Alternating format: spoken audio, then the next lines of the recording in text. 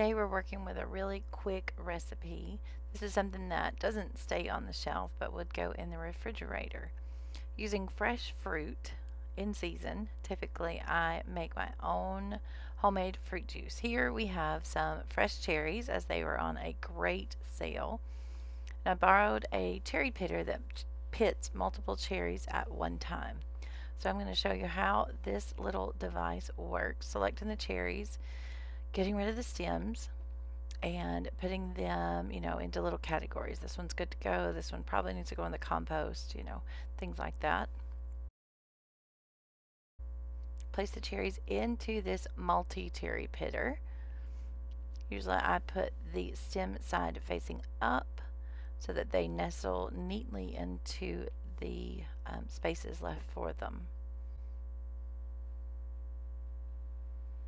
The reason I wanted to show you this is because although we were working with grapes today, this is exactly what I do with any of my fresh fruit.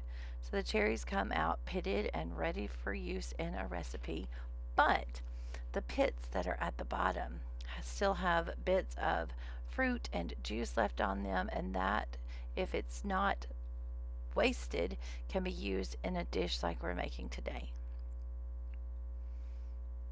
Using my leftover Eastern Concord grapes, I always preserve several quarts of super concentrated juice. It is thick, syrupy sweet, and can be used really quickly for lots of things. Because of the high sugar content, it is shelf stable, the way that it is water bath canned. It's also high acidity because of the fruit. And today we're making a Jello recipe. I begin with 1 cup of boiling water. We're going to bring it to a boil. 1/4 of a cup of water where I will put in 3 teaspoons, which is 1 tablespoon, of plain gelatin. This is Knox gelatin. It's what I have on hand, but you can use the gelatin of your choice. We're going to bloom or let the gelatin open up in that small amount of water there so that we can prevent any clumps and get it ready for the juice when it comes up to the proper temperature.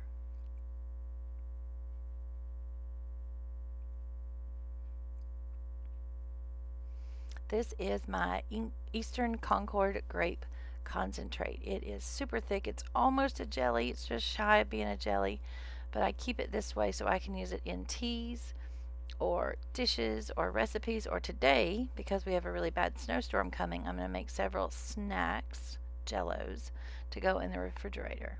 This is super thick and it does coat the back of a spoon. You've heard that probably a few times when you dip it in and you can run your finger across it and the line stays. That's how you know it coats the back of a spoon. It's slightly thicker than maple syrup in consistency.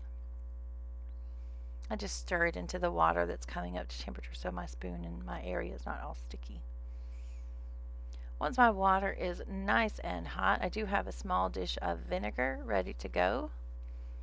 I do want to keep the lids and the jars clean. It won't be in the refrigerator that long, but I still want to seal it and prevent any refrigerator smells, garlic, or onion from getting into the Jello.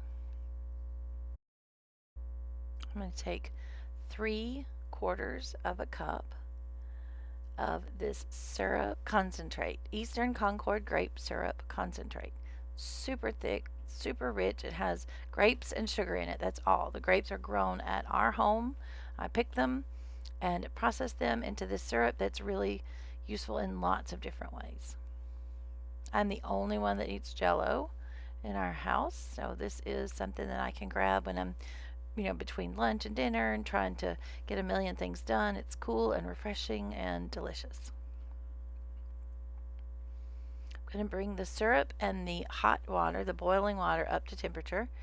And I'm going to stir in the gelatin mixture using a mesh strainer, pouring that into the mesh strainer and dipping that into the Jello mixture now, and repeating the process a few times to be sure we get all of the gelatin and no lumps. I don't really like lumps in my Jello. That is the entire recipe. It is absolutely simple. You can do this with any flavor. any of your leftover jelly making adventures, any of those flavors would store well and be delicious. Now that the Jello, concentrated juice, and water are all fully dissolved and working together, it's time to jar it up. These jars can sit in the refrigerator for up to a week. They usually don't last that long. Makes a great snack. Being really careful to pour cleanly and avoid the rim as much as possible. Fill your jars to 1/2 inch headspace. I'll have a larger jar that won't be full completely, but since these aren't going to sit on the shelf, I'm not concerned about headspace as much. We do want the jars to be sealed against smells and spills in the refrigerator, so I am going to carefully make sure the rims are clean with a little bit of vinegar. This is the Wasm Works 3D LLC can, lid, and ring organizer. It is my new favorite. They are making some changes and some new renditions and some improvements over at Wasm Works 3D LLC, so be sure to check them out for all of your organization and 3D printing needs. Wiping off the rims really carefully, I'm going to take my rings from my lid organizer and put those on my jars, and you can do them fingertip tight. They're going to go in the refrigerator. This is another option, a plastic lid. I do put flats on with these because they tend to leak as well. It just makes it a little bit easier to get the the lid off. And that is it. I have 3 or 4 shots or 3 or 4 snacks of Jello ready for me to grab really quickly, and I know all of the ingredients. I know every single thing that was in it.